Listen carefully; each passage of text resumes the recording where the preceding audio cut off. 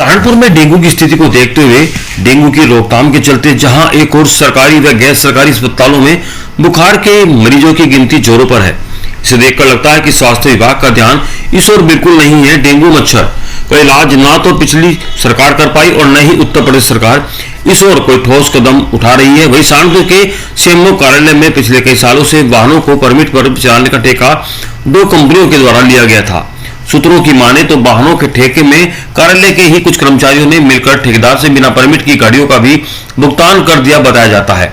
वहीं सूत्रों के मुताबिक यह ठेकेदार करोड़ों रुपए का खेल खेल रहा है। शायद इसकी जानकारी उत्तर प्रदेश सरकार के किसी भी मंत्री व अधिकारी को अभी तक नहीं है। इस पूरे प्रकरण में सीएमओ सहारनपुर डॉक्टर संजीव मांगलिक का कहना है कि मामले की जांच कराई जाएगी और ठेके को निरस्त करने की प्रक्रिया शुरू की जा चुकी है। उधर जनपद सहारनपुर में डेंगू के कहर से लोग छटपटा रहे हैं। इस संबंध में सीएमओ डॉक्टर संजीव मांगलिक का कहना है कि जनपद सहारनपुर में इस समय लगभग 189 केस डेंगू के मौजूद हैं। डेंगू की रोकथाम के लिए स्वास्थ्य विभाग, नगर निगम और पंचायत राज अधिकारी के साथ मिलकर काम कर रहा है। जनपद सहारनपुर में डेंगू की इस समय क्या स्थिति है और क्या उसके उपाय किए जा रहे हैं? देखिए, ये सितंबर में शुरू हुआ था। ये जो पहला केस हमें मिला था डेंगू का, ये बलियाखेड़ी एक हमारा ब्लॉक है, यहाँ टपरी कला एक गांव है, तो वहाँ सबसे पहले हमें एक केस मिला था। फिर वहीं से उसी गांव में 10-15 केस मिले और तब से अब तक 176 डेंगू के केसेस पॉजिटिव जो हैं वो हैं हमारे सहारनपुर में हो चुके हैं अब तक। और इसके लिए शुरू से ही स्वास्थ्य विभाग पूरी तरह से लगा हुआ है। हमारे डिस्ट्रिक्ट हॉस्पिटल मेडिकल कॉलेज के अंदर 100 बेड हैं, डिस्ट्रिक्ट हॉस्पिटल के अंदर 50 बेड हैं और सभी हमारी जितनी भी CSCs हैं तो सब पे हमारे 6-6 बेड हैं और मच्छरदानी युक्त बेड हैं वो सभी तरह से। बाकी जहाँ जिस भी गांव से हमें कोई भी खबर मिलती है तो मैं खुद वहाँ पर्सनली जाता हूँ, हमारे MOICs जाते हैं और जितने भी वहाँ हमारी एक्टिविटीज़ हैं, चाहे वो सोर्स रिडक्शन की हो, एंटी लार्वा ट्रीटमेंट करना हो, हमें फॉगिंग करनी हो गांव के अंदर, और लोगों को से संपर्क हम लोग कर रहे हैं, प्रधानों से संपर्क कर रहे हैं और हमारी टीम जा के घरों में फ्रिज से, कूलरों से, टायरों से इस तरह से पानी निकाल रही है।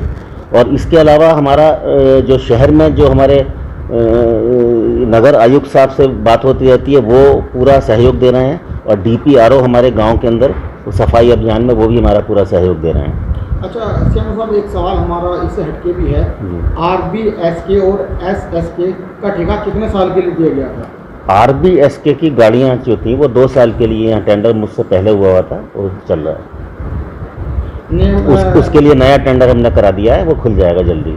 प्रक्रिया जारी है। वो नियमानुसार 1 साल के लिए जो ठेका दिया गया था तो फिर 4 साल से लगातार ठेका किसके कहने पर चल रहा है? नहीं, 4 साल से नहीं है, वो 2 साल से है। वो DM साहब से परमिशन ली थी कि नया टेंडर जब तक चलेगा तब तक ये चालू रहेगा और नए टेंडर की प्रक्रिया 2 बार हो चुकी है। वो उसमें टेंडर वो सक्सेसफुल नहीं हुआ है और वो तीसरी बार भी जल्दी ही वो खुल जाएगा। अभी 3-4 रोज में वो प्रक्रिया जारी है।